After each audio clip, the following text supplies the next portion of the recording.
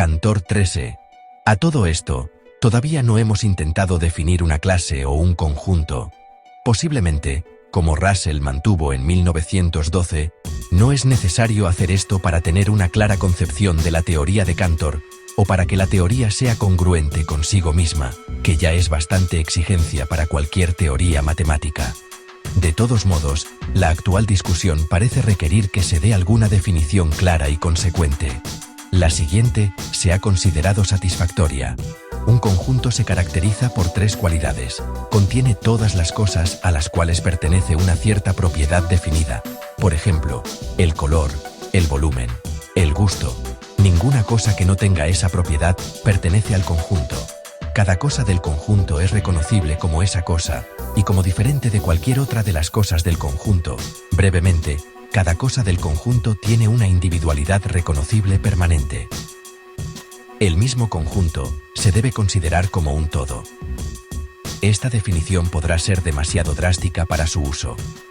Consideremos, por ejemplo, lo que sucede al conjunto de Cantor de todos los números trascendentes al obedecer a la tercera exigencia. En este momento podemos contemplar retrospectivamente toda la historia de la matemática, o la parte de ella revelada por los tratados de los maestros matemáticos en sus trabajos puramente técnicos, y observar dos formas de expresión que se repiten constantemente en casi todas las exposiciones matemáticas. El lector quizás se haya irritado por el uso repetido de frases como «podemos encontrar un número entero mayor que 2» o «podemos elegir un número menor que n y mayor que n, 2». La elección de tal fraseología no es simplemente pedantería estereotipada. Existe una razón para su uso, y los escritores cuidadosos saben exactamente lo que dicen cuando afirman que «podemos encontrar», etc.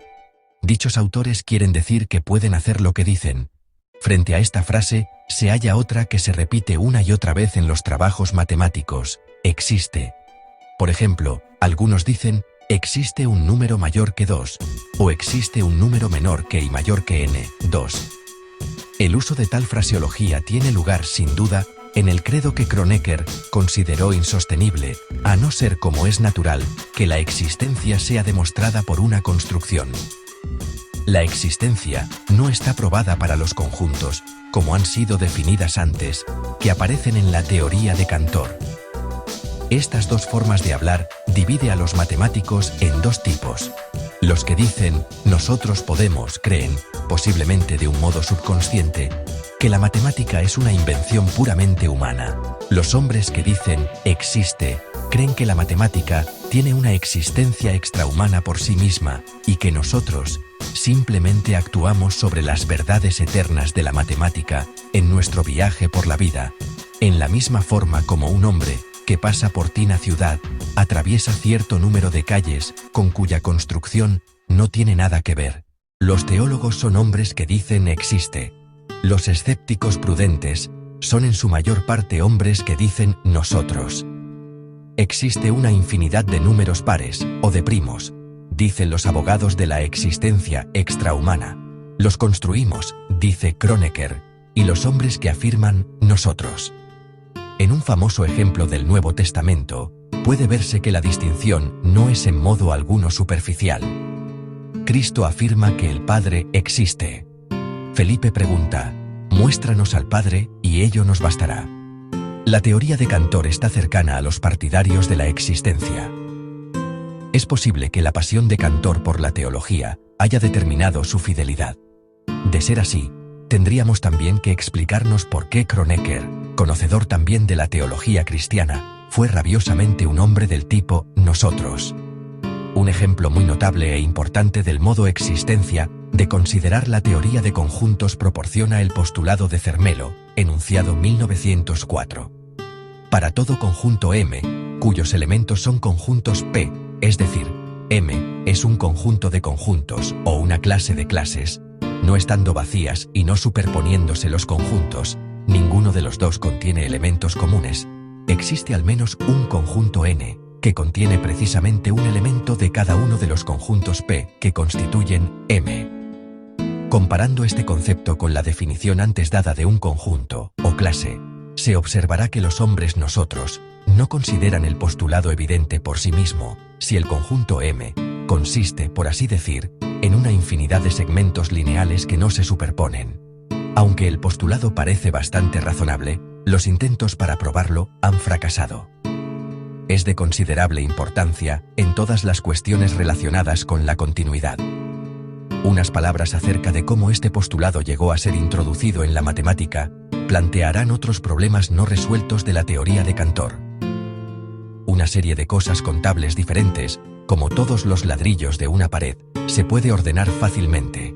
Necesitamos solo contarlas como 1, 2, 3, en cualquiera de las múltiples y diferentes formas que ellas mismas sugieren.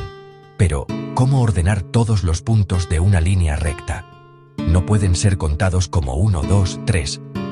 La tarea parece infructuosa cuando consideramos que entre dos puntos cualesquiera de la línea podemos encontrar, o existen, otros puntos de la línea.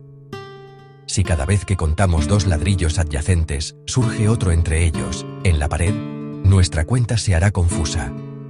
De todos modos, los puntos de una línea recta parecen tener cierto tipo de orden. Podemos decir si un punto está a la derecha o a la izquierda de otro, y así sucesivamente.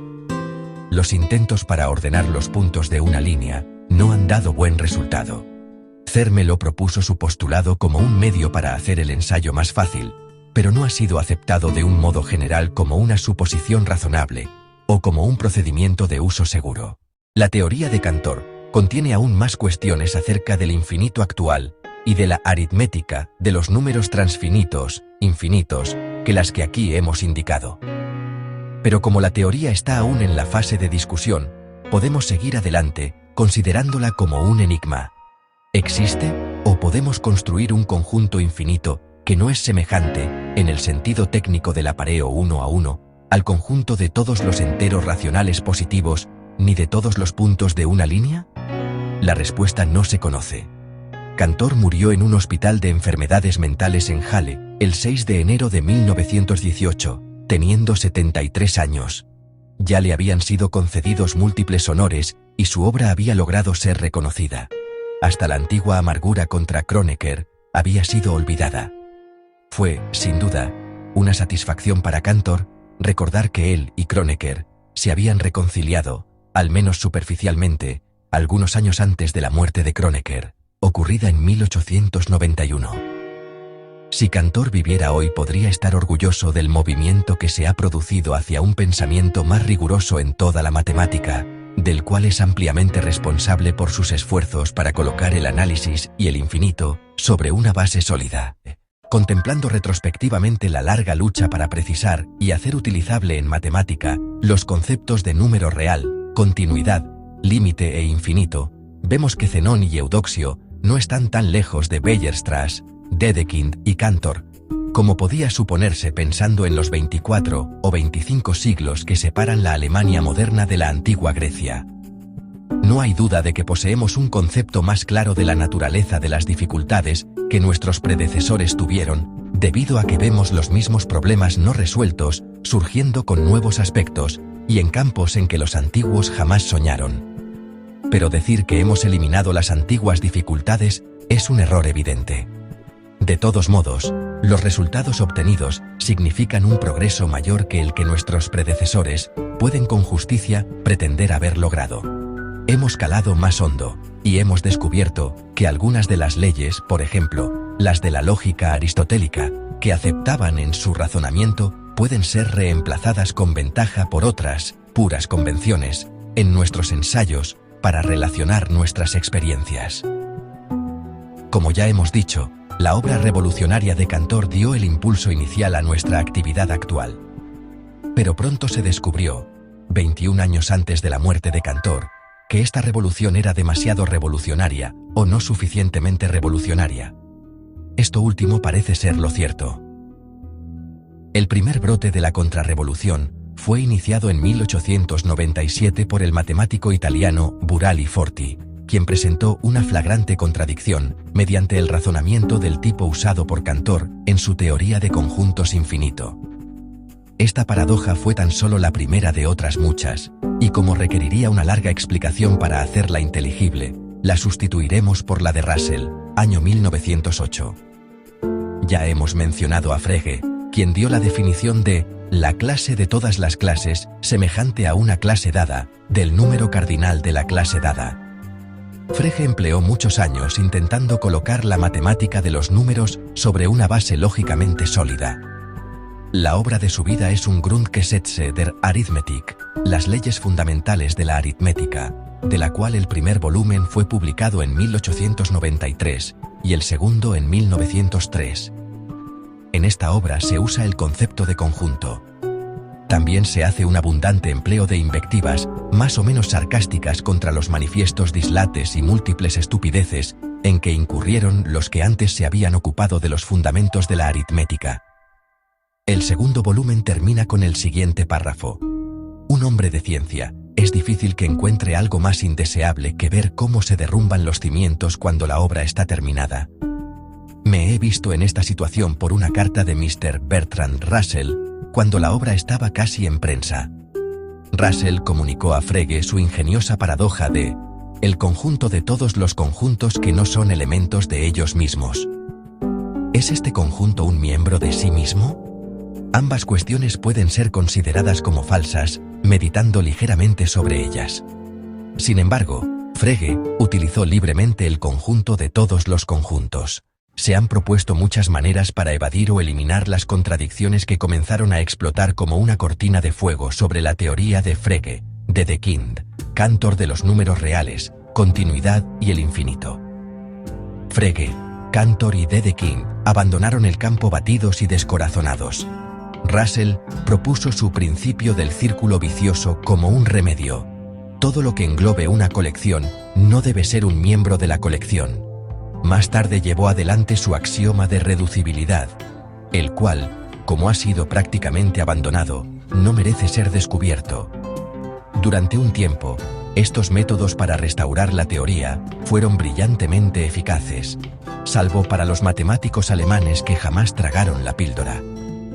Poco a poco, a medida que se abría camino el examen crítico de todo razonamiento matemático, la física fue lanzada a los perros, y se inició un esfuerzo concertado para descubrir cuál era realmente el mal del enfermo en su sistema de números irracionales y reales antes de administrar nuevos medicamentos.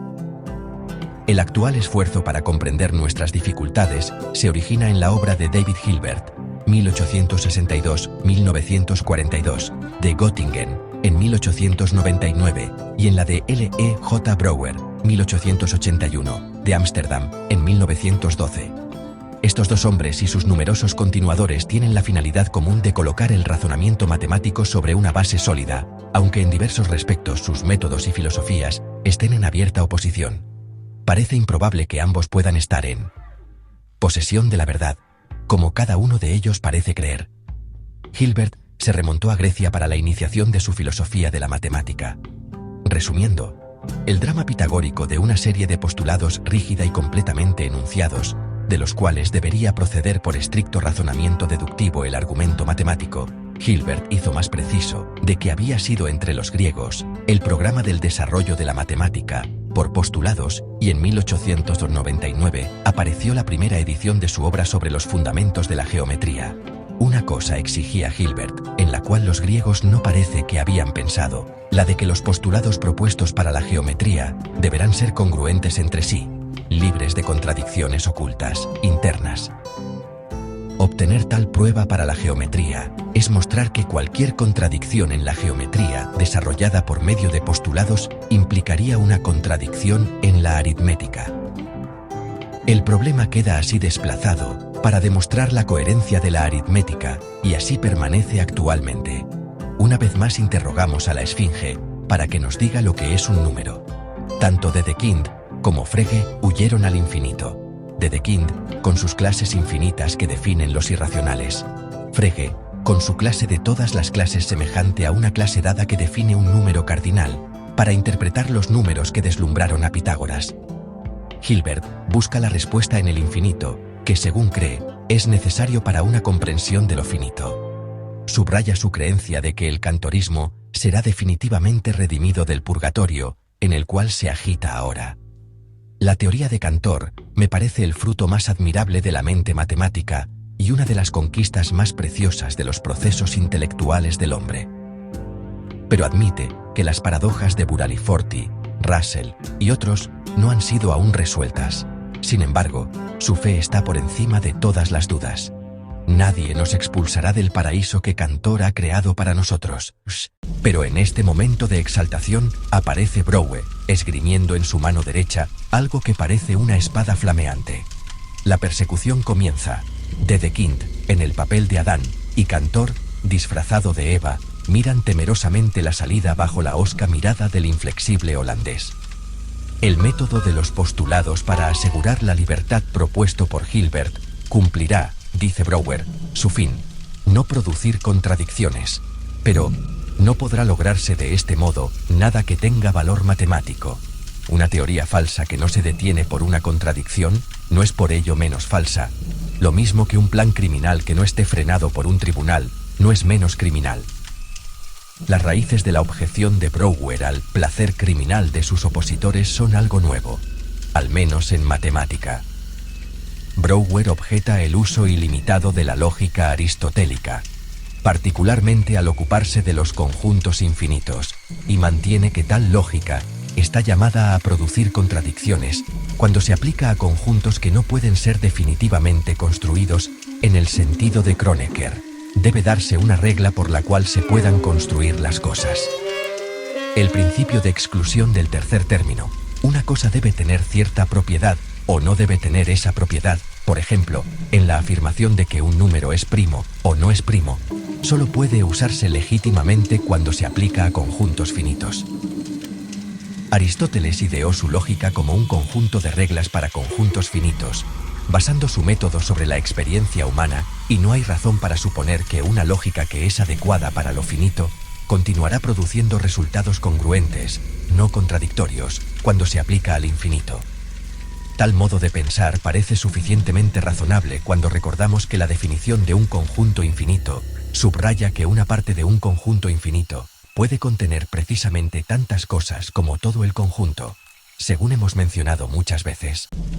Una situación que jamás se produce para un conjunto finito, donde parte significa algo, pero no todo, como ocurre en la definición de un conjunto infinito.